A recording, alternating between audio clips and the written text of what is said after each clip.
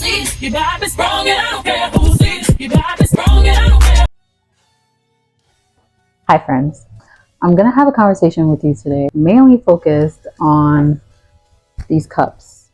I'm kidding, mainly focused on friendship. These cups are really special to me, right? I just got them in the mail today. I was really excited to receive them. They are a third iteration of the same kind of cup in my apartment that I have lived in less than a year. Essentially, my first original cups are broken, and then the other one, the last cup, because I think they come in sets of two, was also broken. However, I am very excited for this cup and what this cup means and the story of how this cup got here and why this is just kind of a unique moment for me. Because so the friend who got me this cup recently stayed with me for like 3 weeks. It was a very full apartment, and it was actually one of the greatest times, I would argue. It kind of reminded me so much of, and you wouldn't obviously know this, of college, because me and my friend met in college, because I had such a strong community around me. And it felt so nice to have one of my close friends really nearby. At the same time, I had one of my other friends who kept coming and visiting from Philadelphia. So it was just a very strong time of community. And it made me think about like what community looks like now that we've stepped out of college. I say now like I haven't been out of college for years. But I think now we've had a lot of conversations on the internet, particularly asking, where do we go from here, right? As in friendships, as in dating, things don't seem to be working out that well. We're all so busy. We're also overworked. It's hard to reconnect. How do we find this intersection where we can have some type of balance, right? Because it was so easy in college and we had so much work. At least me as an engineer, I had so much work. However, I found so much time to hang out with my friends. Maybe too much time, if I'm honest with you, if I'm keeping it for real. However, I think the closeness, right, the proximity was the gift. And having my friends here showcased to me how good of a friend I am in proximity and how bad of a friend I am when they're not nearby, right? And I feel like when they're not close by is a real test, and I failed a lot of them. My friend, particularly the one that got me this cup, I won't say any of her business or her name. However, she's obviously super important to me, and she's endured a lot of things in the last 2 years. And obviously, I spoke to her while she was enduring these things, but I don't feel like I was as supportive as I needed to be, right? I could have done more. And I was obviously going through some stuff myself, but it wasn't the same as what she was going through.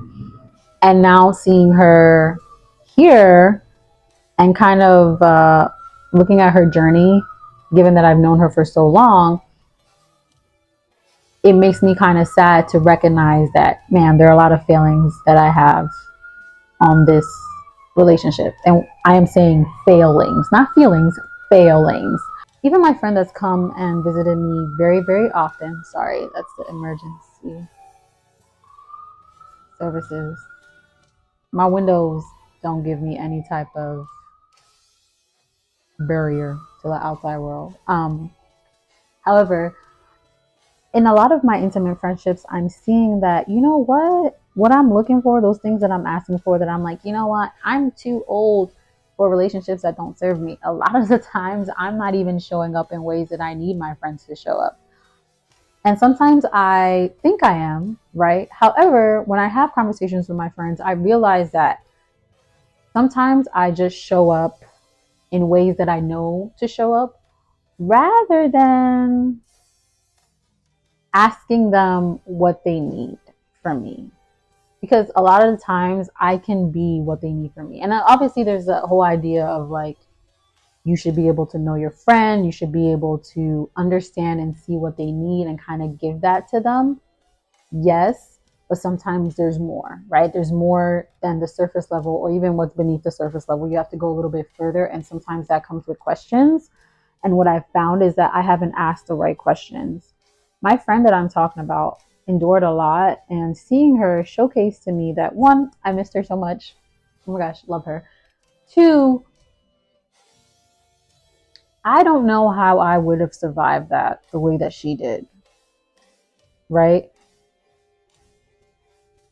And three, how disappointing is it that I'm one of her friends and I wasn't there in the best of my abilities, right? Using the best of my abilities. So that in itself makes me reconsider, reshuffle all these ideas that I have about friendship and community. And obviously, I've gotten to the point where I'm like, okay, I'm old. I have so much going on with work, with my family. I almost said my own family. I don't got no kids, nothing like that. But it makes me think of how I have to give myself grace and how I have to give my other friends grace as I'm going through this journey, and how it's literally the balance of grace and trying, continuously giving grace and seeing where we meet, right? There's no perfection in relationship, any relationship. I think we all look for it. And, romantic is something that I won't talk about. But in this communal relationships, in these friendships, because I want to argue that, like, there's friendships and then there's community, and the relationships we have in community, I think, are attached to friendships, but sometimes go a step deeper. Because I do have very intimate relationships with the people in my community, not on the weird sexual stuff, but on I can have conversations with my friends about almost anything and be very raw and be very truthful, and they can do the same with me, right?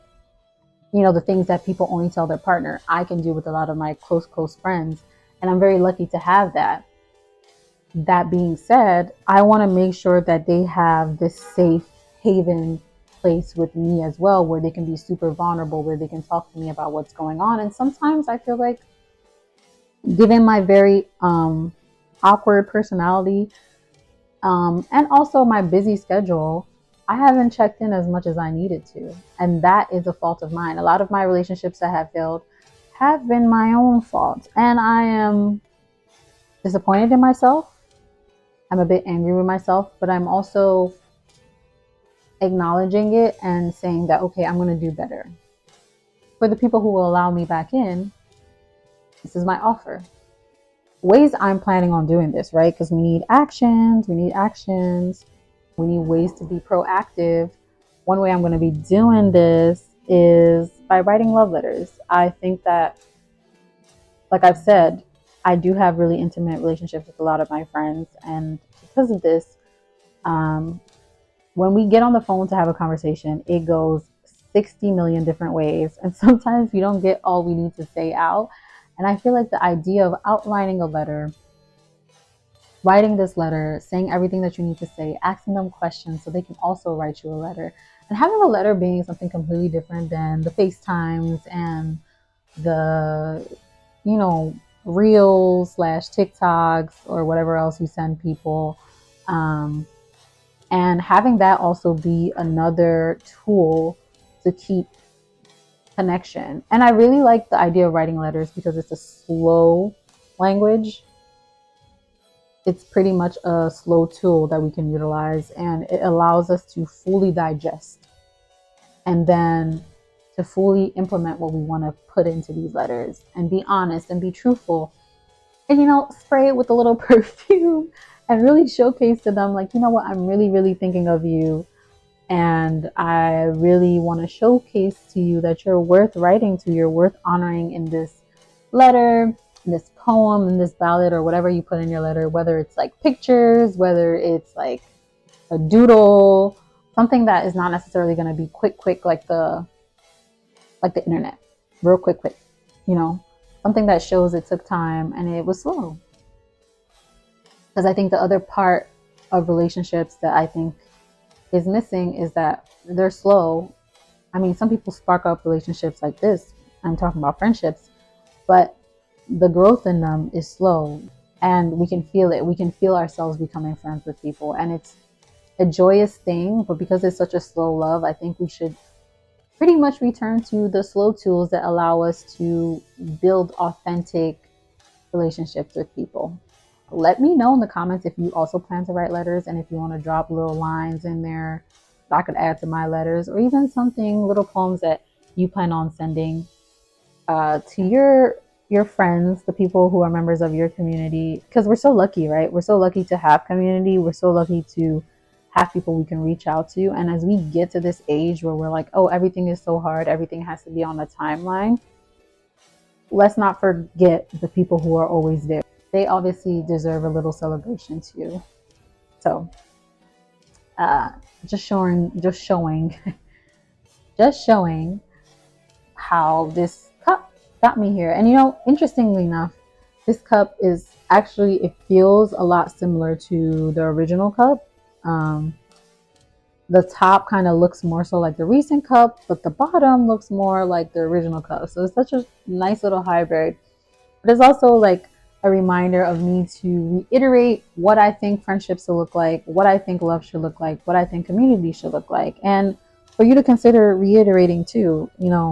It's not always just what we know. Sometimes we need to ask the right questions to those who are our loved ones about how we can show up for them.